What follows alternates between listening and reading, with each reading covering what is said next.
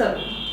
Deendayal port authority DPA સંચાલિત જામનગરના Vadinar terminal ખાતે ઉર્જા ક્ષેત્રે મહત્વની કામગીરી હાથ ધરવામાં આવી. 47,000 metric ton liquefied petroleum gas LPGનો જથ્થો લઈ MT જગ વસંત નામનું જહાજ વાડીનાર પહોંચ્યું છે. દેશની ઉર્જા સુરક્ષા અને સપ્લાય ચેઇનને અવિરત રાખવાના ભાગરૂપે આ જહાજમાંથી મધદરિયે એન્કરેજ પોઈન્ટ પર જ શિપ ટુ શિપ ટ્રાન્સફર પદ્ધતિ દ્વારા ગેસનો જથ્થો અન્ય જહાજમાં સ્થળાંતરિત કરવામાં આવશે.